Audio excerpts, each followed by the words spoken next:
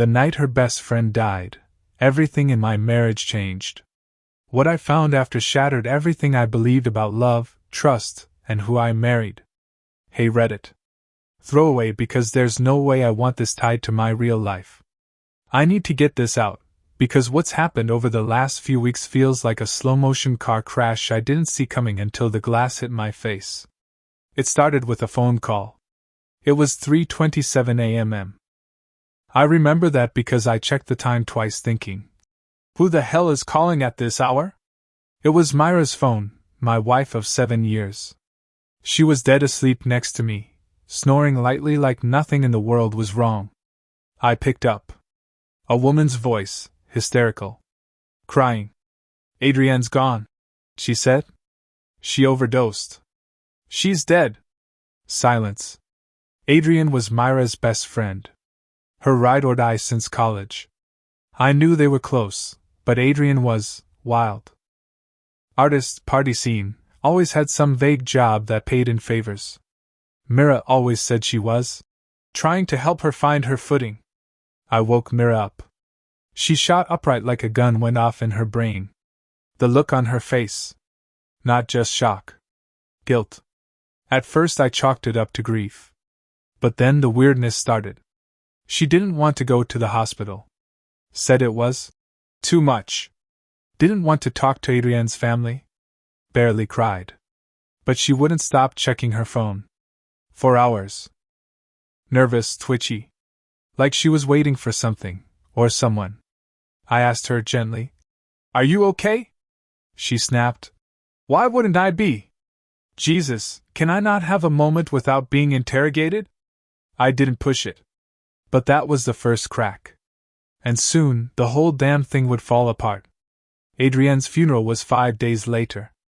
I offered to drive Mira, thinking maybe she'd finally open up, cry something.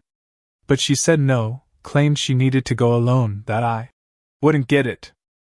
That she and Adrienne had a complicated bond. Red flag. She came home that night wrecked. Makeup smeared, hair messy, reeking of perfume and cigarettes. Her eyes were bloodshot, but not from crying, like she'd been out all night, not mourning a best friend but escaping something worse. She didn't say much.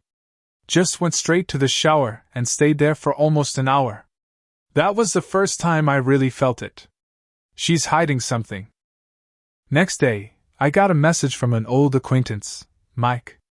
We used to hang out in the same circles years back. The message read, "Hey man, not my business, but I saw Mira at Adrienne's funeral. She was all over this chick. Thought you should know." I stared at it for a full minute. "All over this chick?" I replied. "What do you mean?" He sent a blurry photo. Mira. Arms around a woman I didn't recognize. Heads close. Smiling. Not the kind of smile you give when you're grieving. The kind of smile I hadn't seen on her face in a year. I confronted her that night. Asked point blank, "Who was the woman you were with at the funeral?" Her face went pale for a flash, and then cold. "Don't do this," she said. "Not now. Not after what just happened." And then she turned it on me. Again. "You're really going to turn a funeral into an interrogation? What kind of sick, jealous man are you?" But her hands were shaking. And in that moment I knew. Adrienne's death wasn't just a tragedy. It was the beginning of a truth Mira had fought hard to bury. A few days later, Adrienne's sister, Naomi, reached out to Mira. Mira wouldn't take the call. "She just wants to dump her grief on me," she said cold. "I can't carry everyone right now." Weird, considering they were practically family. Mira used to crash at Adrienne's place every other weekend. She called her a soulmate more than once. Naomi tried me next. She sounded drained. "I know Mira's going through it," she said. "But Adrienne left some things here. I think Mira should have them. Some journals, a box of her stuff." I told her I'd come pick it up. Naomi handed me a shoebox. Inside, photos, receipts, a sketchbook, and a small velvet pouch with pills inside. No label. "Adrienne had a lot of secrets," Naomi said quietly. I think she was in something deeper than she let on. And Mira, she's not talking. That night, while Mira was in the shower, I opened the sketchbook. Page after page of Adrienne's art. Some portraits of Mira. Naked. Intimate. Not subtle. Then came the words. Scrawled at the bottom of one drawing. She said she couldn't leave him. But she never stopped asking me to save her. Another page later. The pills help her sleep. Help me forget. I think we're both addicts. Different poisons. My chest went cold. I flipped to the back pocket and found a torn receipt. Adrienne had paid for a hotel room. Mira's name was listed as a guest. 3 days before she died. I stood there holding evidence of something I hadn't wanted to believe. My wife wasn't grieving. She was guilty. And whatever they were doing together? It wasn't just about sex. It was about secrets. And drugs. I waited until Mira fell asleep to dig deeper. Her phone was locked, but her tablet wasn't. She hadn't used it in months.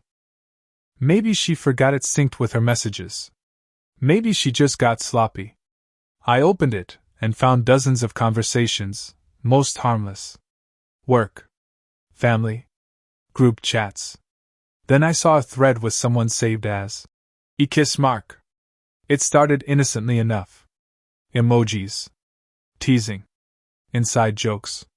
Then, "She's gone now. You're free. So why aren't you here?" Another. "Adrienne told me you promised to leave him. That she meant something. You lied to her too, huh?" And Mira's reply.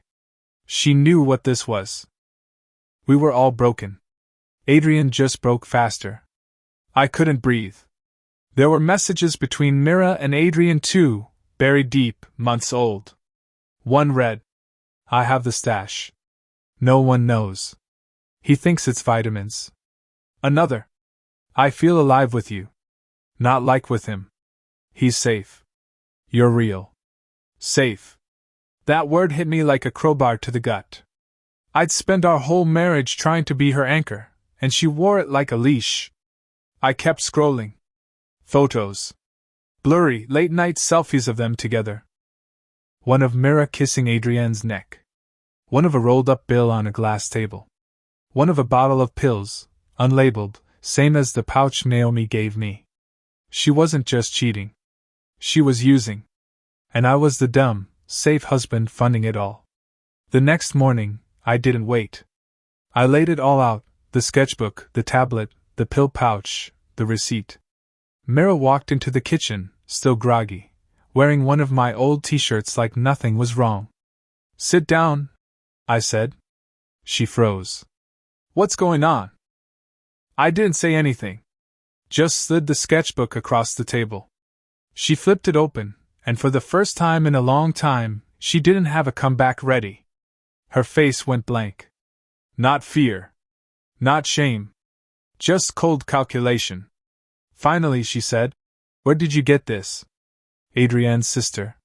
She wanted you to have it." Mira scoffed, then turned away like I was the one invading her privacy. "You read my messages?" she snapped. I held up the pill pouch. "You were hiding drugs in our house, Mira." "They weren't mine," she said instantly. "You told Adrienne they were for you. You said I thought they were vitamins." She paused, just for a beat, and then went full throttle.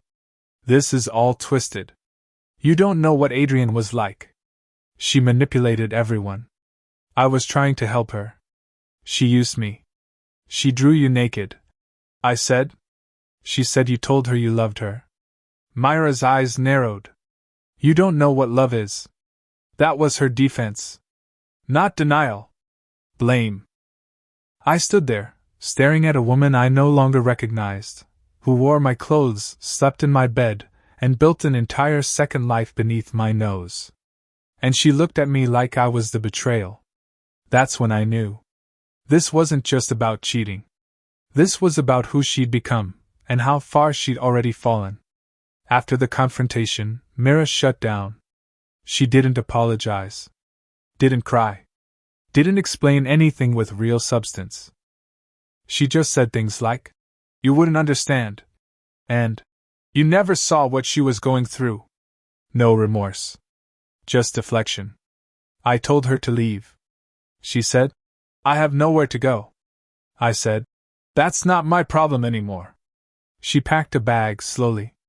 Took her time. Like she expected me to stop her. I didn't. She left that night. And the silence that followed? It was deafening. But it was also clean. Over the next few days, pieces started falling into place. Adrienne's sister called me again, this time, crying. I went through Adrienne's journal, she said. She was scared. She wrote that Mira was pushing her, manipulating her, supplying things, saying it was just for the moment. That line burned. Just for the moment. Adrienne didn't die in a moment. She unraveled over months.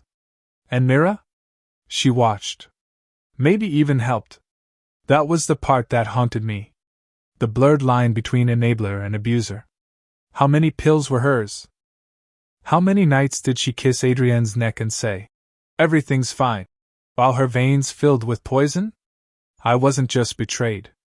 I was used. I was the safe landing she jumped from, into the fire she built with her own hands. And now one of them was dead. And the other? Still breathing. But something inside her was long gone. It didn't take long for the fallout to catch up to Mira. She started texting me weird, out-of-character things. None of them understand what we had. Adrienne was never supposed to die. You're still the only one who ever saw the real me. I didn't reply. I'd blocked her number 2 days earlier. Then I got a call from a mutual friend, someone who used to idolize Mira, who once called her a force of nature. Hey, she said cautiously. You okay? Why? She showed up at Cassie's art show. Drunk. Screaming that Adrienne's death wasn't her fault. That she was used and thrown away. It was ugly. Word was spreading. People started to realize what I had come to know. Mira was spiraling. And not in a poetic, tragic artist way.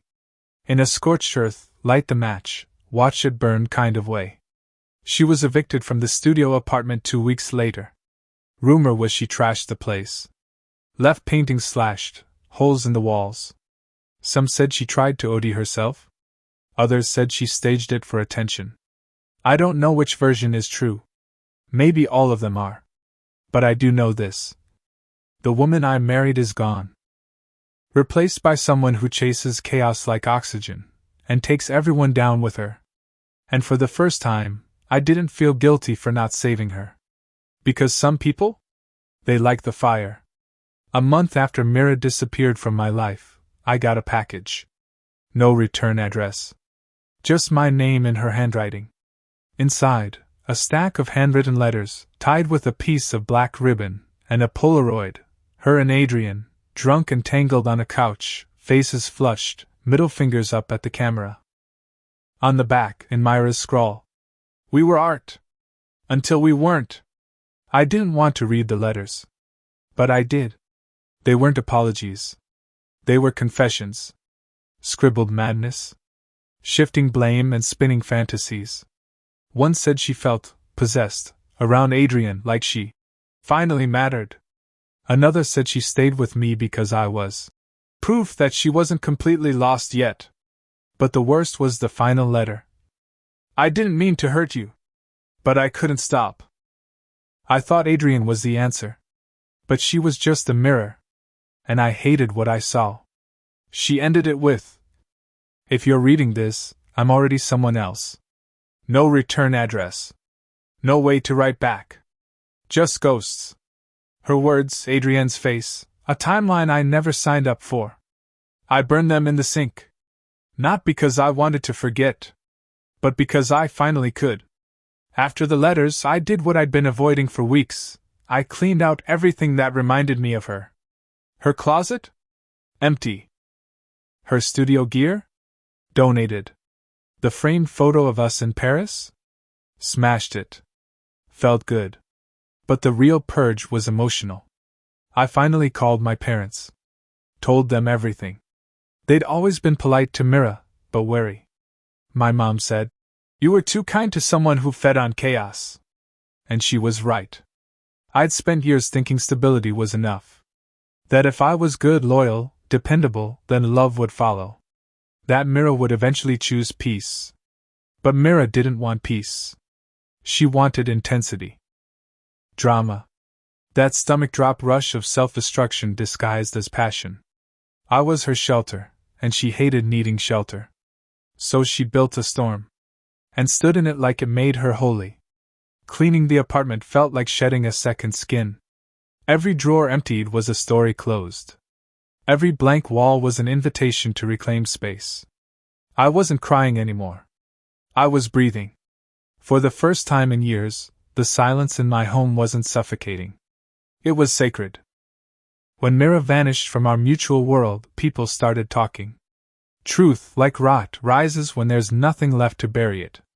Naomi, Adrienne's sister, messaged me again. She'd spoken to Adrienne's ex, who confirmed what I already suspected. Mira wasn't just a side fling. She was the supplier. The drugs? Mira brought them. Disguised in vitamin bottles, hidden in makeup kits, wrapped in pretty packages. She played caretaker while handing Adrienne the very thing that killed her.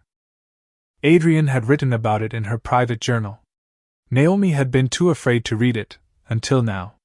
She sent me a scan of the final page. Adrienne's writing was jagged, rushed, desperate. She says we're the same. Broken girls in good disguises. But I'm tired. I'm scared of what I become around her. I think she'll be the end of me. I read it over and over. And then I screamed. Not because I was surprised. But because the words felt like a final echo of everything I'd been too blind to see. Mira didn't just betray me. She destroyed Adrienne. And tried to walk away clean. But now the world knew. And the truth? It wasn't whispering anymore. It was screaming. I thought that was the end of it. But 3 weeks later, I got another call, from an unknown number. Against my better judgment, I answered. It was Mira's mother. She sounded tired. Hollow. Like a woman who'd spent too long trying to hold broken things together. I don't know where she is, she said. She left rehab. Again. Rehab? She checked in after Adrienne died. Her mother explained. But it wasn't real. She did it to avoid being questioned. We thought she was staying clean. Then she just vanished. I didn't say anything. What was there to say? She asked if I knew where Mira might go. If she'd contacted me. I told her the truth. No. And I don't want her to. There was a long pause. Then, in a whisper, I'm sorry for what she did to you. I think part of her died with Adrienne. I didn't respond. Because part of me died too. And it wasn't my job to revive either of us.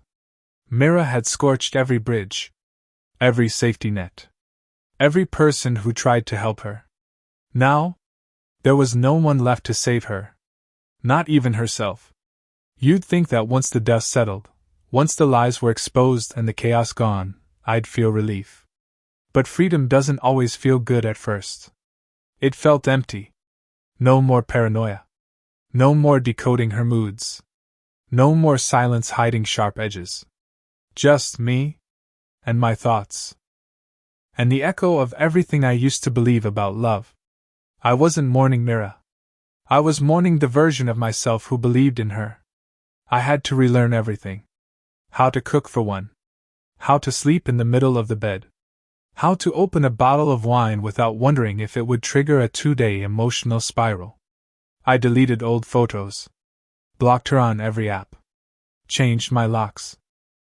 Still, some mornings I'd wake up and instinctively look at her side of the bed, only to remember it was mine again. Freedom is weird that way. It doesn't start as peace. It starts as a void. But I started filling it with small things. Walks. Books. Real conversations with real people. Music that didn't remind me of her.